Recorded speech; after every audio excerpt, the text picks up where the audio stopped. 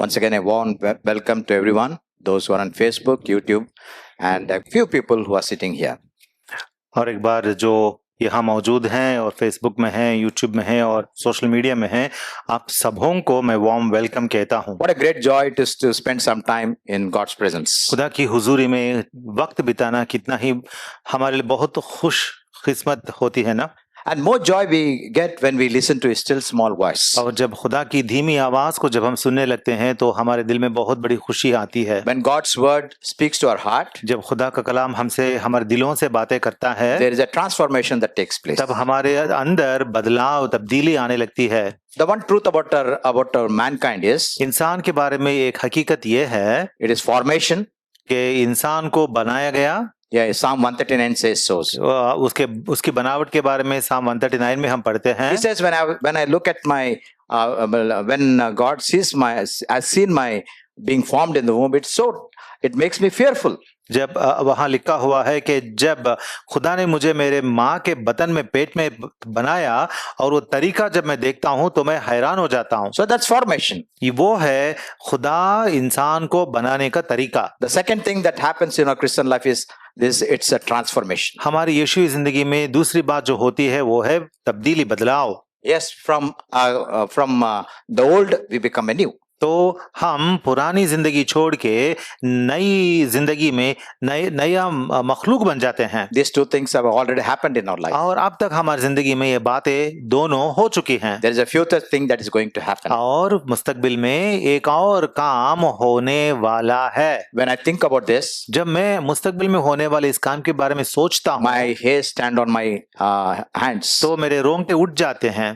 What's that translation? और वो क्या होने वाला है मुस्तकबिल When the में? Lord comes, खुदावंद यीशु जब आएंगे, in a twinkling of an eye, I shall be taken to him. पलक झपटते ही हम बदल कर चले जाएंगे। So you can remember our life, formation, transformation and translation. तो हमारी जिंदगी को अगर हम याद करेंगे तो तीन बातें होती हैं। पहला बनावट, और दूसरी बात तब्दीली, और तीसरी बात हम बदल कर चले जाना। Now today I shall be speaking about the 5 foundational truths. आज मैं 5 बुनियादी हकीकतों के बारे में बात करने वाला हूँ। Concentrating only on 5 verses. सिर्फ और सिर्फ 5 आयतों पर हम गौर फरमाकर देखेंगे। These 5 verses speak to our life. और ये 5 आयतें हमारी जिंदगियों में हमसे बातें करती हैं। Now come to the first verse. अब पहली आयत देखेंगे। Mark chapter 10 मरकुस की खुशखबरी बाब नंबर 10 and verse 21. और आयत नंबर 21। Mark 10:21. मरकुस की खुशखबरी 10 की 21। One thing you lack.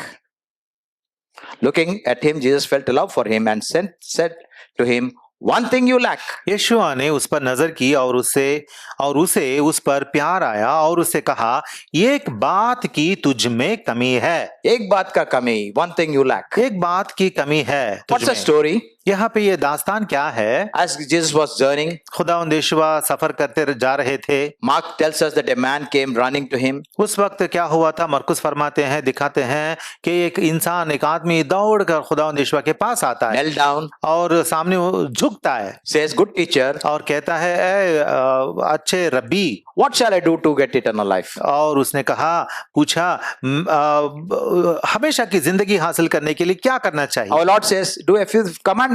खुदावंद यीशुआ ने कहा, तू जो मोशे की शरीयत है उस पर अमल कर। And this young man says to the Lord, I have done all this right from my childhood. तब ये नौजवान जो है ये कहता है कि मैं लड़कपन से इन सब पर अमल किया है। Then the Lord says, one thing you lack, you sell all your property, sell it, give to the poor and follow me. तब खुदावंद यीशुआ ने कहा, एक बात की तुझ में कमी है, जा जो कुछ तेरा है बेचकर गरीबों को दे, तुझे आसमान पर खजाना मिलेगा, और आकर मेरे पीछे हो ले। So God is accusing this young person, one thing you lack. तो हमारे खुदावंद यीशुआ इस फरेबी नौजवान पर ये इल्जाम लगा रहे हैं कि तुझ में एक बात की कमी है। Before we look at the things that this young man lacked, one thing that young man lacked, इस नौजवान की जिंदगी में एक बात की कमी है, उस पर गौर फरमाने से पहले we have to look at the things that he possessed.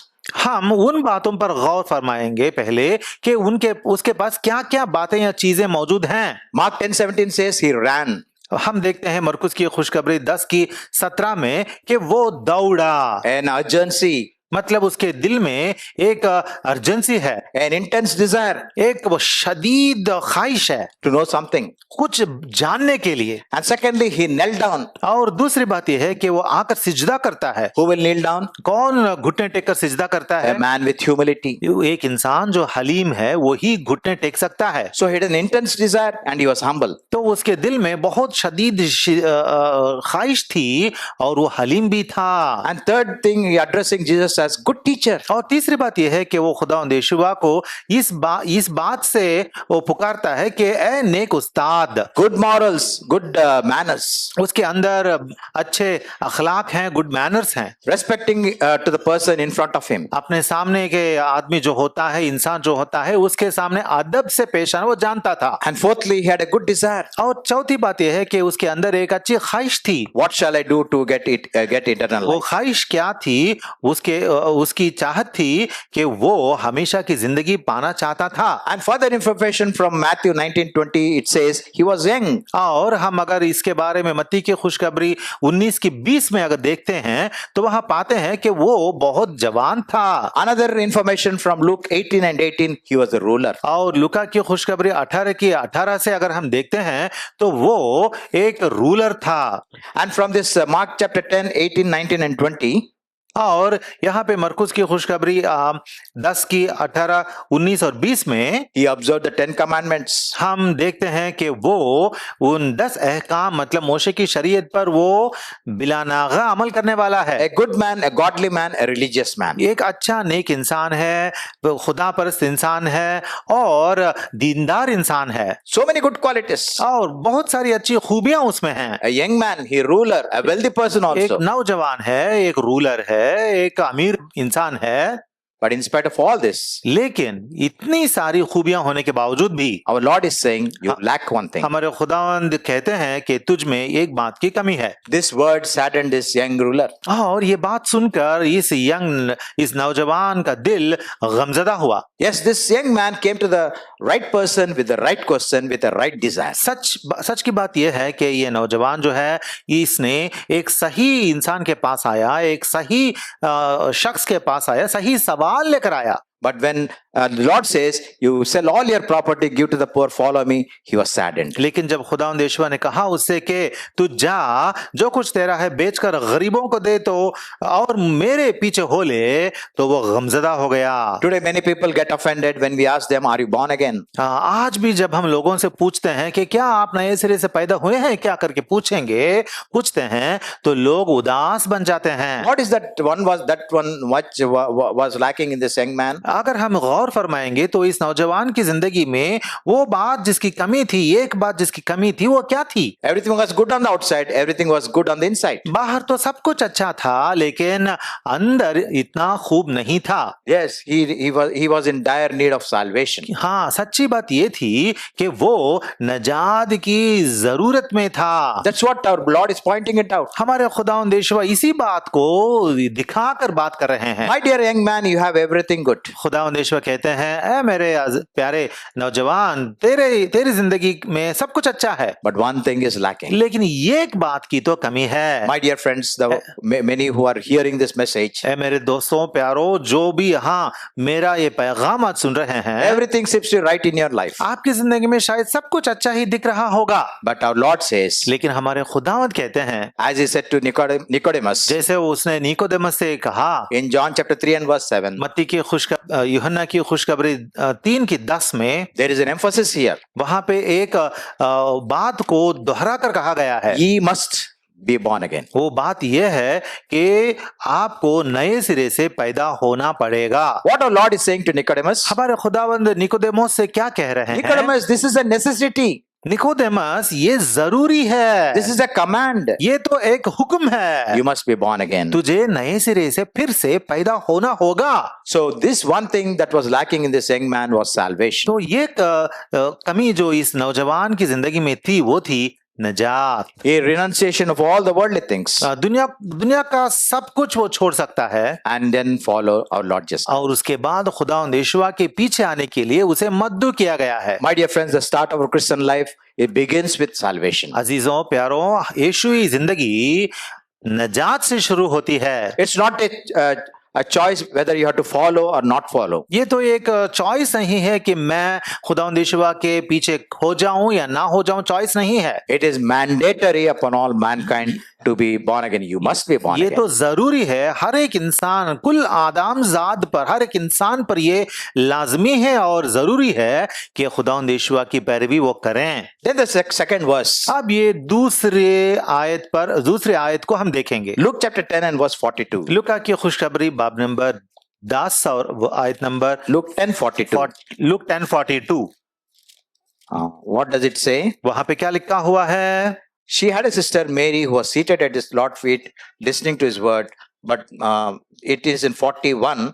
But the Lord answered and said to her, Martha, Martha, you're worried and bothered about so many things. One thing is necessary.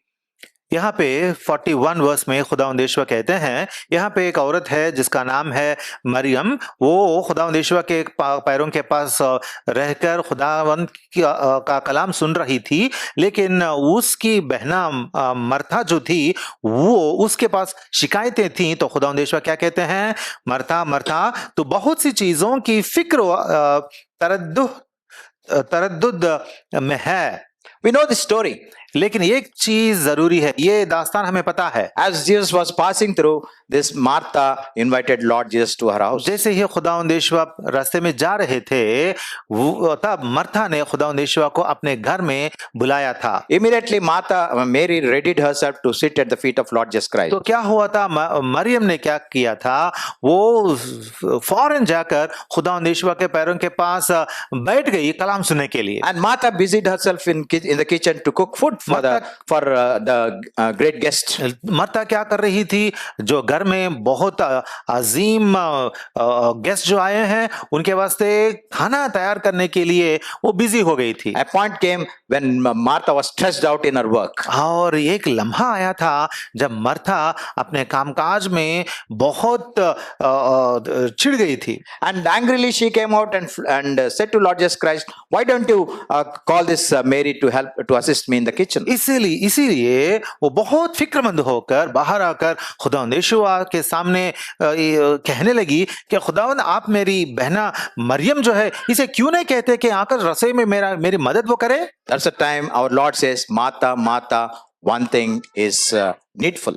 तब खुदावंद यीशुआ Martha से कहते हैं, Martha Martha, एक चीज तेरे लिए जरूर है। And Mary had chosen that good thing. और मरियम जो है उसने वो अच्छा हिस्सा चुन लिया जो उससे छीना ना जाएगा। What is that good thing that Mary had? वो अच्छा हिस्सा क्या है जो मरियम ने चुन लिया था? Sitting at the feet of Lord Jesus Christ and listening to him. वो अच्छा हिस्सा ये था कि खुदावंद यीशुआ के पैर के पांव के पास बैठकर खुदा का कलाम सुनना। 3 times when Martha is mentioned in the scriptures. यहाँ पे मर्था के बारे में कलाम में 3 बार जिक्र किया गया है। Luke 10, John 11, John 12. Luke 10, John 11, John 12. Every time she is found at the feet of Lord Jesus her Christ. Bar She is found, Mary is found at the feet of Lord Jesus Christ. Maryam के बारे में जब जिक्र किया गया है तो इन तीनों बार वो खुदावंद यीशुआ के कदमों के पास पाई जाती है। Now Martha, and if we compare Martha and Mary, अब हम मर्ता और मेरी के बीच में अगर हम कंपैरिजन करें, Martha was very hospitable. मर्ता जो है वो बहुत मेहमान नवाजी करती थी। Hospitality is a Christian virtue according to Hebrews chapter 13 and verse 2. इब्रानियों की किताब 13 की 2 के मुताबिक मेहमान नवाजी जो होती है ये बड़ी यीशुई मोमिन की जिंदगी में एक बड़ा हिस्सा होता है। Do not neglect hospitality. मेहमान नवाजी कभी भी नजरअंदाज नहीं करना चाहिए। Martha was servant minded. मर्ता जो है वो सर्वेंट माइंडेड थी। considered it a privilege to serve Lord Jesus Christ. मतलब खुदावंद यीशुआ की मेहमान नवाजी और खिदमत गुजारी करने के लिए अपने आप को पेश कर रही थी। She had great faith also. उसके अंदर बहुत बड़ा ईमान भी था। When her brother Lazarus was dead, जब उसका भाई लाजर was मर sick, गया था, was sick, जब वो बीमार पड़ गया था, she was praying, Lord, just come and heal my brother. तो वो दुआ कर रही थी और खुदावंद यीशुआ से मांग रही थी कि खुदावंद आप आए और मेरे भाई को आप शिफायाब करें। After Lazarus was dead, और उसके बाद जब लाजरस मर भी जाता है, when Jesus came to their house, और उस वक्त जब खुदावंद यीशुआ उनके घर पहुंचते हैं, her faith did not shatter. तब भी उसका ईमान थरथराया नहीं। If only you had been here, my brother would not have died. उसने कहा खुदावंद यीशुआ अगर आप यहाँ रहते तो मेरा भाई मरता भी नहीं था। Our Lord says He will rise on the resurrection day. हाँ, लेकिन He will rise from the dead. I will rise him from the dead. हाँ, लेकिन खुदावंद यीशुआ ने कहा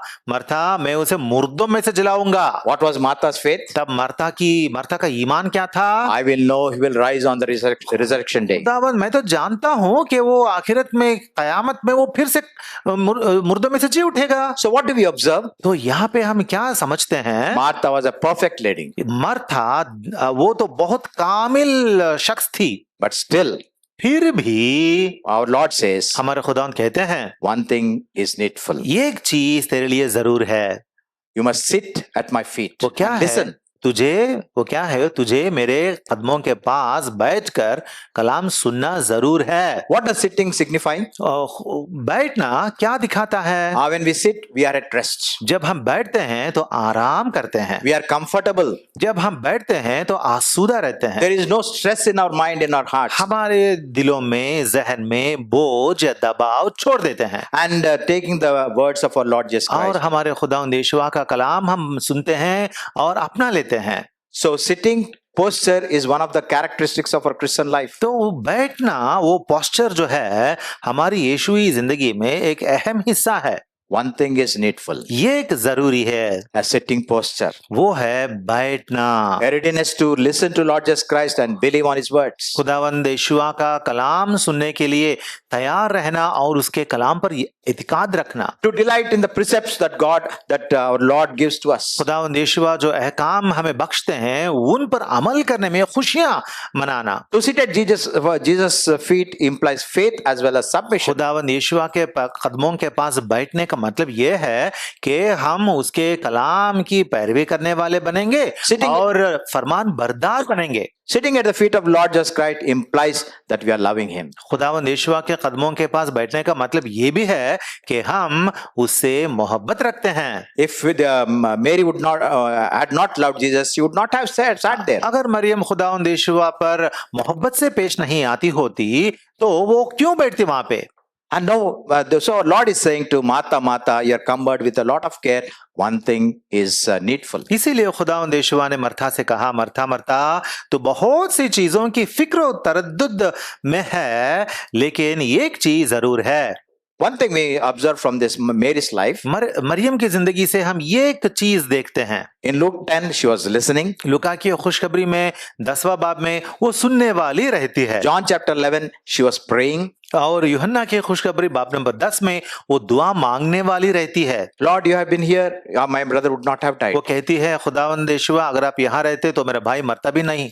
And in John chapter 12, और यूहन्ना की खुशखबरी बाब नंबर 12 में again at the feet of the Lord and worshipping Lord Jesus. फिर और एक बार खुदावंद यीशुआ के कदमों के पास बैठती है और इबादत में मशगूल रहती है। What about the life of Martha? लेकिन मरता की जिंदगी क्या है? In Luke 10:38, she is serving. लुका की खुशखबरी 10 की 38 में वो खुदावंद यीशुआ की मेहमान नवाजी कर रही है। And if you go back to again John chapter 12, और हम वापस यूहन्ना की खुशखबरी 12 में अगर जाते and verse 2, अगर आयत नंबर 2 देखते हैं, we see the Lazarus who has been raised from the dead sitting at the table. वहां पे हम देखते हैं कि लाजरस को खुदावंद यीशुआ ने मुर्दों में से जिलाया और वो लाजरस खुदावंद के साथ मेज में साथ में बैठता है। Our Lord Jesus Christ also is in fellowship. और खुदावंद यीशुआ भी उनके साथ में रिफाकत में शामिल हैं। What is Martha doing? अब भी मरता क्या कर रही है? Same old job than serving. वही पुराना काम, मेहमान नवाजी। No improvement. कुछ तरक्की नहीं है उसमें। Doing the same thing. वही काम कर रही है। Why? क्यों? she lacked faith. क्योंकि उसके अंदर ईमान की कमी थी। If only she had listened to the words of Lord Jesus अगर Christ, वो खुदावंद यीशुआ की बातों पर जरा भी गौर फरमाती, and she would have grown in the faith. वो भी ईमान में बढ़ती। Faith comes by hearing, and hearing by the words of Christ. ईमान तो सुनने से आता है और सुनना खुदावंद यीशुआ के कलाम से होता है। Somebody presented my wife a book. एक बार भाई के वाइफ को एक इंसान ने किसी ने एक किताब दी थी। What's the title of that book? और उस किताब का लक़ब या टाइटल क्या था? We need Mary's heart and hands of Martha. Maryam का दिल हमें चाहिए और मर्था के हाथ हमें चाहिए। Martha was busy and quick-tempered. Martha जो थी वो बहुत मेहमान नवाजी में मशगूल थी और थोड़ा तुंद मिजाज रखती थी।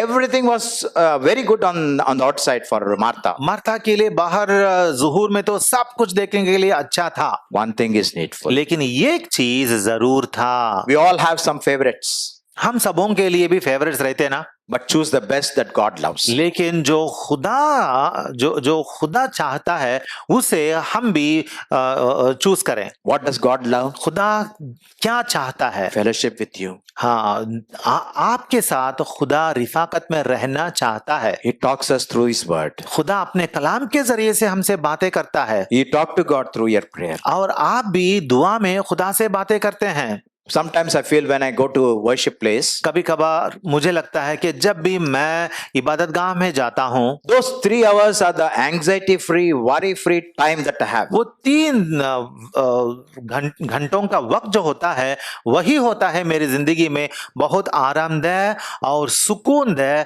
घंटे। There is tranquility and peace listening to His voice. खुदा का कलाम सुनकर उसकी आवाज सुनने में इतना अमन और इत्मीनान मेरे अंदर महसूस करता हूँ। Serving is good, खिदमत गुजारी अच्छी बात है, but she's sitting at the feet of Jesus is the best. लेकिन खुदावंद यीशुआ के कदमों के पास बैठकर उसका कलाम सुनना, रिफाकत रखना बेहतरीन बात है। Nothing is better than what Mary chose. Maryam ने जो इंतखाब किया वो उससे बढ़कर कुछ भी नहीं है। Prophet Jeremiah says, इर्मिया नबी फरमाते हैं, "The Lord is my portion." यहोवा मेरा हिस्सा है। 3:24. 3:24। Yes. ऑलराइट। मेरा दिल कहता है कि मेरा खुदा मेरा हिस्सा है, इसीलिए मैं मुंतजिर रहूंगा। So today, when our Lord says one thing is needful, तो यहाँ पे आज खुदावंद कहते हैं कि एक चीज की कमी है। with whom will you want to identify yourself? तो आप किसके साथ अपने आप को याद कर रहे हैं? Introspect your life. आपकी जिंदगी को आप जरा जांचें। So we have seen 2 things. आज हमने 2 बातें देखी हैं। One thing you lack. एक चीज की कमी है, Salvation is a must. वो नजात है और नजात पाना जरूरी है। Secondly, one thing you lack. One thing is needful. दूसरी बात, एक चीज की जरूरत है And listening to Jesus is the best. और वो चीज क्या है? खुदावंद यीशुआ का कलाम सुनना, वो बेहतरीन चीज है। And thirdly, और तीसरी बात, Psalm 27 and verse 4. मज़ामीर की किताब चैप्टर 27 और verse number 4। And there in the fragment it says, one thing I desire.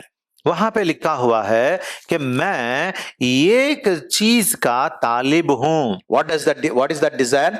वो चाहत या ख्वाहिश क्या है? I may dwell in the house of the Lord all the days of my life.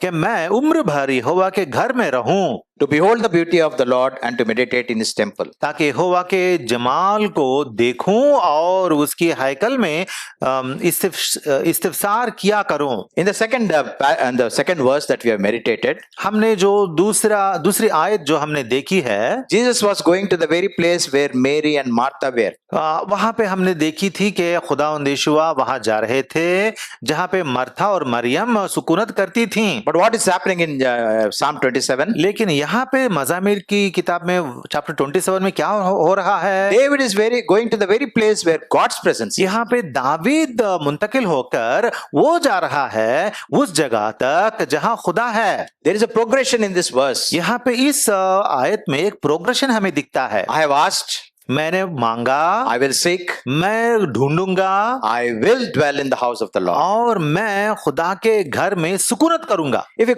carefully examine this verse, अगर आप गौर से इस आयत पर ध्यान देंगे, what David seems to be saying, यहाँ पे दाविद क्या कह रहा होगा? I want to live very close to the Lord. इसका मतलब ये होता है कि दाविद ये कह रहा है कि मैं खुदा के घर में हमेशा रहना चाहता हूँ। I want to have an ongoing relationship with the Lord.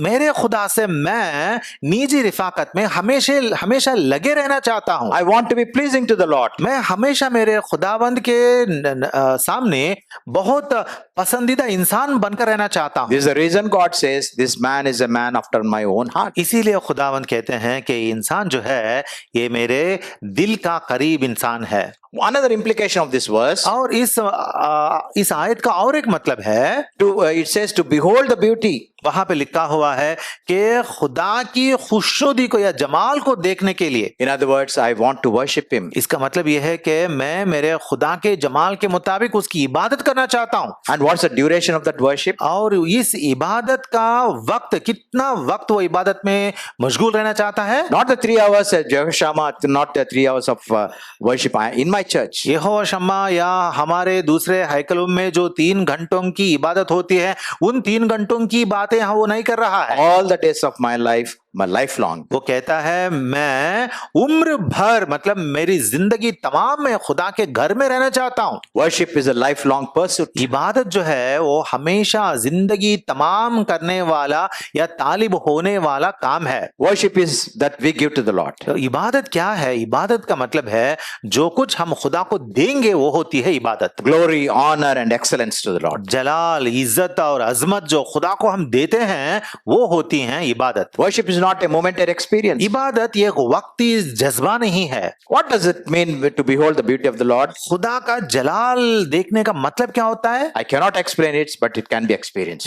ये मैं कलाम में बयान कर नहीं सकता हूं, बल्कि तजर्बे के साथ एहसास कर सकते हैं। When worship becomes a personal discipline, जब इबादत एक निजी एहसास हो जाएगा, a passion, एक जज्बा हो जाएगा, when it becomes imperative on us to seek and to love the Lord at all times. तब हम पर जरूरी ये हो जाता है, लाजमी हो जाता है कि हम हमेशा, हर वक्त, हर पल हमारे खुदाबंद की इबादत में मशगूल रहें। What does it mean to meditate in the temple? खुदा के हैकल में जाकर ध्यान करने का मतलब क्या होता है? To have an intimate knowledge about Him. इसका मतलब होता है कि खुदा के बारे में बहुत गहरा इल्म हासिल करना। When we have this desire, जब हमारे अंदर इस तरह की ख्वाहिश पैदा होती है, there is an inner desire that we move away from the lust of the world. तब हमारे अंदर ये ख्वाहिश भी पैदा होती है कि दुनिया की हर शान शौकत या दुनिया की ख्वाहिशात से हम दूर रहें। The worldly things do not attract us. दुनिया की ख्वाहिशें जो होती हैं वो हम पर हावी नहीं होती या हमें अट्रैक्ट नहीं करती। The worldly things do not satisfy us. दुनिया की चीजें जो होती हैं तब वो चीजें हमें सैर नहीं कर पाएंगी। Our Lord offered this satisfaction, life of satisfaction to the Samaritan woman in John chapter 4. हमारे खुदावंद यीशुआ ने यूहन्ना की खुशखबरी बाब नंबर 4 में ये सामरी औरत जो थी उसको इस तरह की खुशी की जिंदगी, सैर होने की जिंदगी खुदावंद यीशुआ ने बख्शी थी। The safety and protection of God's people lies in the temple. खुदावंद के लोगों की हिफाजत और इत्मीनान जो है हैकल के यानी खुदा के घर के अंदर मौजूद है। Yes, when we are in trouble, God hides us in the secret place of His tabernacle. हाँ, ये हकीकी बात है कि जब हम मुसीबत में पड़ जाते हैं तो खुदा क्या करता है, अपने घर की तहफ़्फ़ुज़ में वो हमें बंद करके महफूज रखता है। And therefore David says, "You are my hiding place." इसीलिए दाविद कहता है, ऐ खुदा तू ही मेरे छुपने की जगह है। And He is a rock. और तू ही मेरा चट्टान है।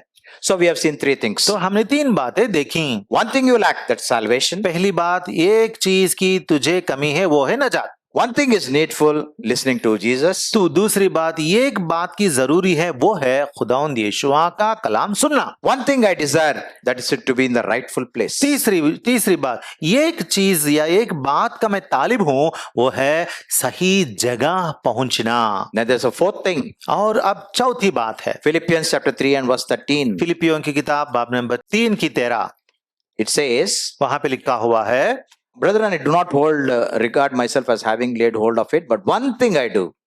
One thing I do. हाँ, ए भाइयों, मेरा ये गुमान नहीं कि पकड़ चुका हूं, बल्कि सिर्फ ये करता हूं।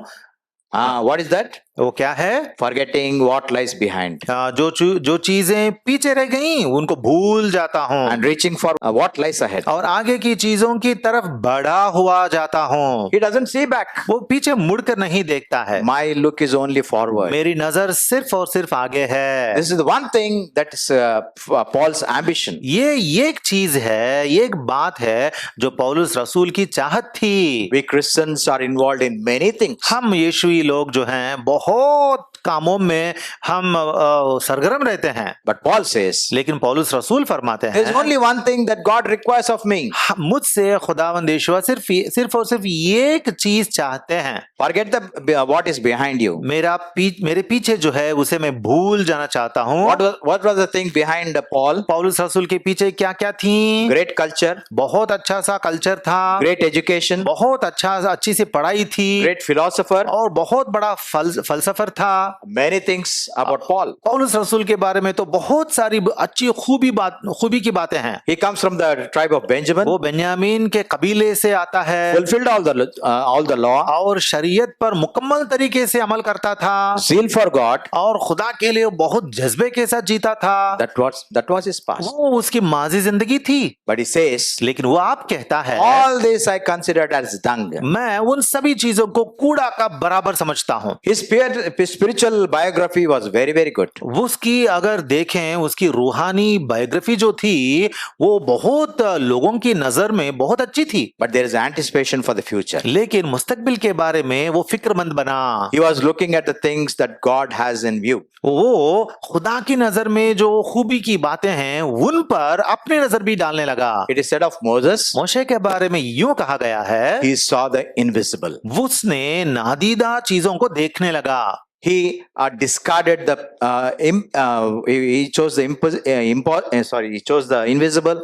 He disregarded the perishable. उसने नादीदा खुदा की चीजों पर नजर करने लगा, और जो फानी चीजें हैं, वक्ती चीजें हैं, उनको वो तर्क करने लगा। And therefore he did the impossible.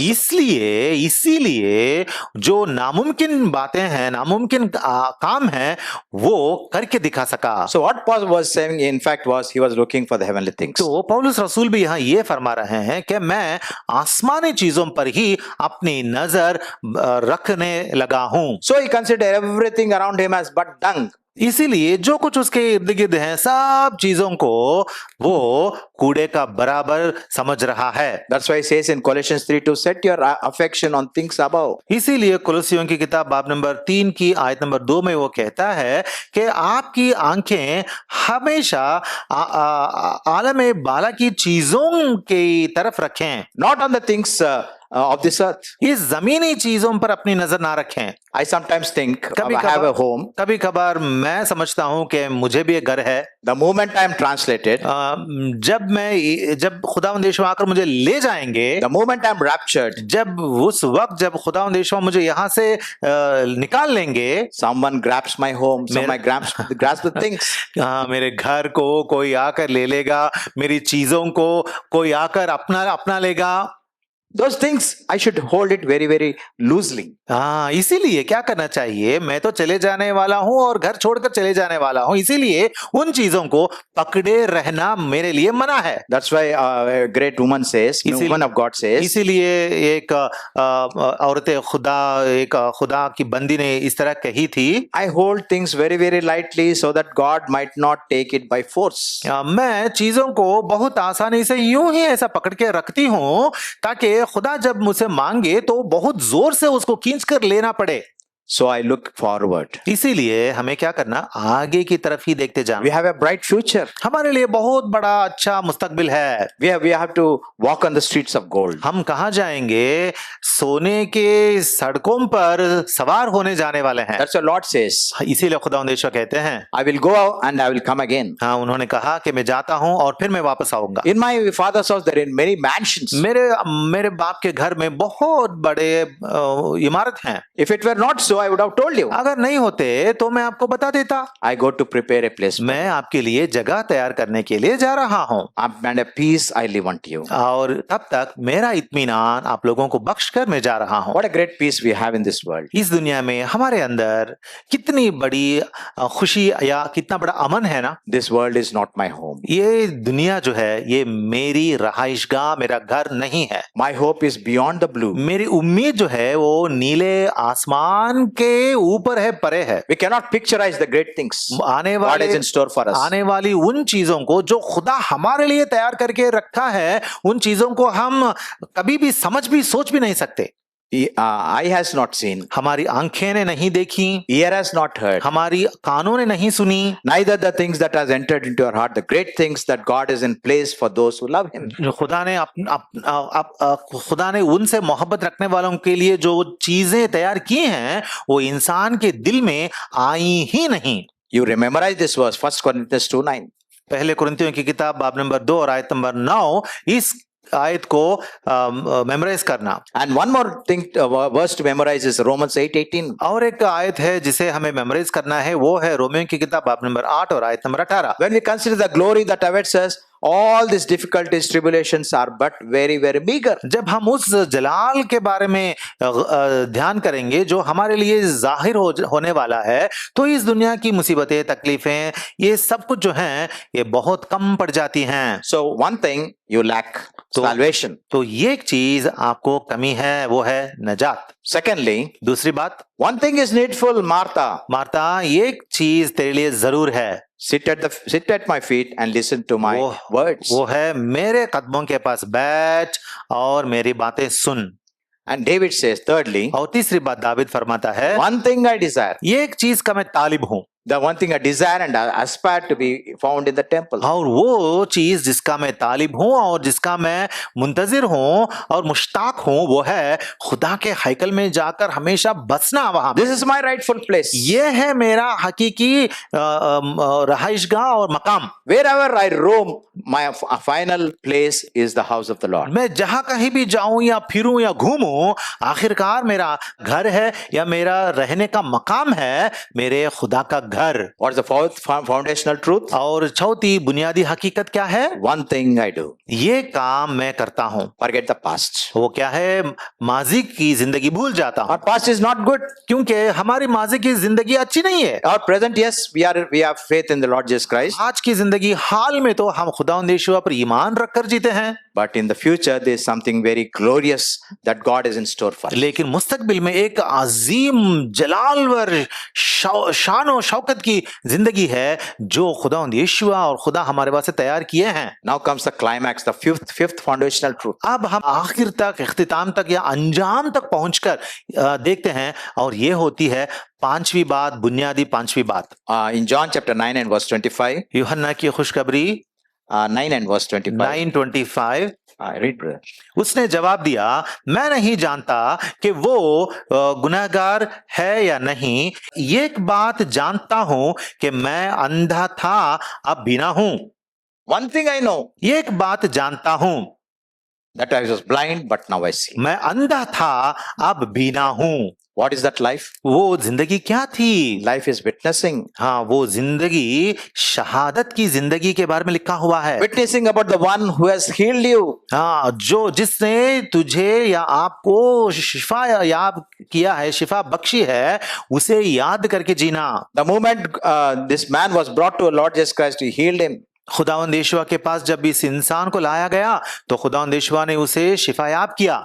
We know the procedure God, our Lord, adopted to heal this person. हम जानते हैं तरीके को, जिस तरीके को अपनाकर खुदावंद यीशुआ ने इस इंसान को मुकम्मल किया था। The Pharisees questioned this blind man, who healed you? यहाँ पे फरीसी लोग इस इंसान से सवाल करते हैं और पूछते हैं कि तुझे किसने कामिल किया? This healed man says he was a prophet. हाँ, इस अंधे इंसान ने कहा कि वो तो एक नबी है। Then the Pharisee says he's a sinner. लेकिन फरीसी लोग कहते हैं वो जो भी हो लेकिन वो तो गुनहगार है। Then this blind man makes a very grand statement. तब ये अंधा इंसान बहुत जलालवर जुमला कहता है, Whether he is a sinner or not, I do not know. मैं नहीं जानता कि वो गुनहगार है या नहीं, But one thing I know, एक बात जानता हूं I once was blind, but now I see. कि मैं अंधा था अब बीना हूं।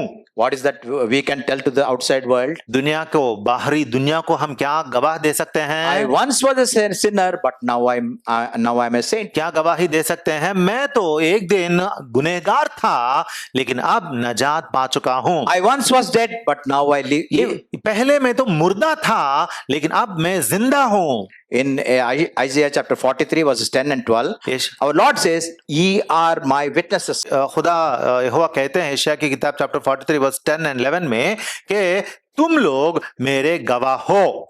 Do you know how the first century church expanded? क्या आपको पता है कि पहले सेंचुरी का चर्च जो था वो किस तरह एक्सपैंड हुआ था? One sermon, 3,000, 5,000. ये एक पैगाम से तकरीबन 3,000 लोग, 5,000 लोग खुदावंद यीशुआ को मानते थे। And wherever they went, they spread the word. जहां कहीं वो लोग जाते थे खुदावंद यीशुआ की खुशखबरी सुनाते थे। They were never silent. वो लोग कभी खामोश नहीं बैठे, They witnessed. जहां भी गए गवाही देते रहे। In Acts chapter 5 and verse 41, आमाल की किताब 541 में they were in the council and they reprimanded them for preaching Lord Jesus Christ. वहां पे इन लोगों को अदालत में लोग खड़े किए, लेकिन वहां पे अदालत के लोग उनको दबाने की कोशिश करने के बावजूद भी But they went out from the presence of the council, rejoicing that they were counted worthy to suffer for his name. ये लोग उस अदालत के सामने से बाहर जाते जाते बड़ी खुशी के साथ जाते हैं,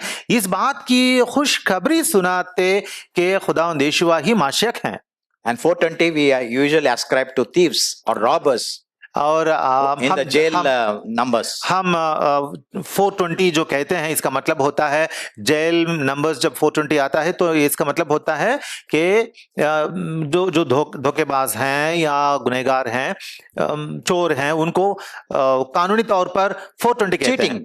चीटिंग जो करते हैं, Case of cheating, 420 section. Cheating case जो होता है 420 कहते थे। But Acts 4:20 says, लेकिन आमाल की किताब 4 की 420 क्या कहता है? the apostle said, वहां पे रसूलों ने कहा, we cannot stop speaking about what we have seen and heard. उन्होंने कहा मुमकिन नहीं कि जो हमने देखा और सुना है वो ना कहें। Today we can say, आज हम ये कह सकते we हैं, cannot stop speaking about what we have seen, we have heard, experienced. हमने जो कुछ सुना है, जिसका तजुर्बा हमें हुई है और जो कुछ हमारी जिंदगी में तब्दीली हुई है, इनके बारे में गवाही बगैर दिए हुए हम नहीं रह सकते। What did the apostle John say? यूहन्ना अपोस्तल उसने क्या कहा था? What was in the beginning, what we have heard, what you have seen?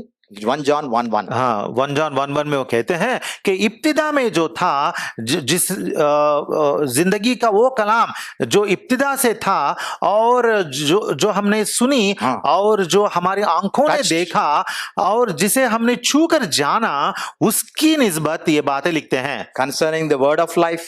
जिंदगी के उस कलाम की बाबत। Who is that word of life? वो जिंदगी का कलाम कौन है? Yes, in him was the word, and the word was the light of all men. हाँ, और उस कलाम में जिंदगी थी और वो जिंदगी इंसानों का नूर था। We have seen Lord Jesus Christ, we have touched him, we have experienced him. That's what we communicate. यही बात कहते हैं कि उस कलाम को, खुदावंद यीशुआ को हमने देखा, सुना, छुआ और जाना, और इन्हीं बातों को हम आपके सामने पेश करते हैं। One thing I know.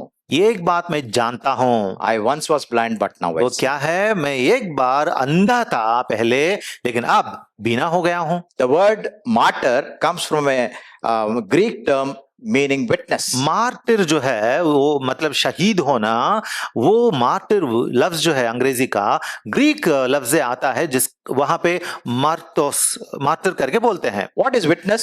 जिसका मतलब है Gives testimony as a evidence in a court of law. जिसका मतलब है एक कोर्ट ऑफ लॉ में, मतलब कानूनी अदालत में गवाही देना। So what's the last words we utter in our Christian life? तो हमारी यीशुई जिंदगी में आखिरी अल्फाज हम क्या बोलने वाले हैं? I am a witness for Lord Jesus Christ. मैं खुदावंद यीशुआ के लिए एक गवाह हूँ। I am a martyr for Lord Jesus मैं Christ. खुदावंद यीशुआ के लिए एक शाहिद हूँ। I am prepared to make myself as a drink offering to the Lord. मैं खुदावंद यीशुआ के लिए अपने आप को एक ड्रिंक ऑफरिंग बनाने के लिए तैयार कर रहा हूँ। What does witness or a martyr say? एक शाहिद या गवाह क्या कहेगा? My Lord, I lay my life at your feet. मेरे खुदावंद मेरी जिंदगी आपके कदमों के पास में रख देता हूँ। This is the climax of our Christian life. हमारी यीशुई जिंदगी का इख्तिताम या अंजाम यही है। Yes, we have obtained salvation. One thing you lack, we found out lack. सच्ची बात यह है कि हाँ, हमारी जिंदगी में एक बात की कमी थी, वो थी नजात, लेकिन हम अब नजात पा चुके हैं। One thing is needful, and that need was also given by our Lord Jesus Christ to listen to His still small voice. ये एक चीज की कमी थी और खुदावंद यीशुआ ने उस कमी को भी पूरी कर दी, और वो थी खुदावंद यीशुआ की आवाज सुनने लगे हैं। One thing I desire to be found at is in the rightful place, the temple. एक चीज का तालिब में रहते आया, और वो चीज थी खुदा के घर में, हैकल में बैठना, और वो मैं अब पा चुका हूँ। We who were outside the temple now find ourselves in the temple. क्योंकि मैं तो खुदा के घर से, हैकल से, खुदा के घराने से बाहर था, खारिज था, अब मैं मकबूल हुआ हूँ, उसके घर में मैं मौजूद हूँ। Fourth truth. और चौथी हकीकत, This is my ambition. ये मेरी ख्वाहिश है। One thing I do. ये मैं करता हूँ। I forget all the things behind me. वो क्या है जो पीछे माजी की चीजें हैं उनको भूल जाता हूँ। We sing that great song, English song. अंग्रेजी में एक बहुत अच्छा सा गाना भी है, उसे हम गाते रहते ना। The world behind me, the cross before me. हाँ, दुनिया मेरे पीछे हो चुकी है, सलीब मेरा आगे, मेरे आगे है। That should be our motto. ये है हमारा मोटो। Seeing the cross, सलीब को देखते रहना। we travel beyond the cross. सलीब को तकते हुए हम आगे बढ़ते हैं। Ultimately, we lay our life at the feet of Lord और Jesus Christ. आखिरकार क्या करते हैं? हमारी जिंदगियों को हमारे खुदावंद यीशुआ के कदमों के पास रख देते हैं। So, what is the implication for us about these 5 truths? तो इन 5 हकीकतों के जरिए से हम क्या क्या बातें सीखते हैं? Number one, salvation. पहली बात नजात पाना है। And secondly, fellowship. दूसरी बात रिफाकत में रहना है। Fellowship with God and fellowship with fellow believers. खुदा से रिफाकत में रहना है और लोगों के साथ भी रिफाकत या मेल मिलाप रखना है। And secondly, seeking God's presence. और दूसरी बात खुदा की मौजूदगी के तालिब होना। And fourthly, ambition to seek heavenly और things. चौथी बात आसमानी चीजों की ख्वाहिश रखना। And finally, the great ambition, the great thing that we desire is to become a martyr for Lord Jesus Christ. और पांचवी बात आखिरकार जो हम चाहते हैं वो ये है कि खुदावंद यीशुआ के लिए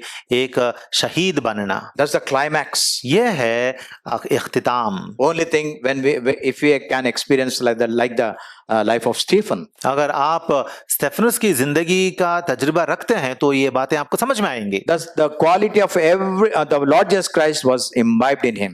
खुदावंद यीशुआ में जो भी सिफतें हैं वो सब के सब इसकी जिंदगी में हम देखते हैं। He could say, "Forgive them, for they know not what they do." जब वो लोग उसे संसार करके मार रहे थे उस वक्त भी उसने मरते दम में भी कहा कि खुदा उन्हें माफ कर देना क्योंकि वो नहीं जानते कि वो क्या कर रहे हैं। Exact words of our Lord. ये बातें जो आखिरकार उसके मुंह से आने लगी, ये वही बातें हैं जो खुदावंद यीशुआ ने भी इख्तिताम में सलीब पर कही थी। So think over these things. तो इन बातों पर जरा ध्यान देना। That commonality, one, one. हम इन सारी बातों में एक चीज के बारे में ही हमने देखी है। One thing is necessary. एक चीज की जरूरत है। One thing is needful. एक चीज की कमी थी। Needful. कमी थी और जरूरी है। And third thing, one thing I desire. और तीसरी बात है एक चीज का मैं तालिब हूँ। And Paul says, one thing I do. और चौथी बात ये काम मैं करता हूँ। And fifthly, और पांचवी बात one thing I know. एक चीज मैं जानता हूँ। I'm a witness, I'm a martyr. मैं शहादत देने वाला हूँ और मैं गवाह हूँ। May God bless this word. खुदावंद इस कलाम पर अपनी बरकत बख्शे।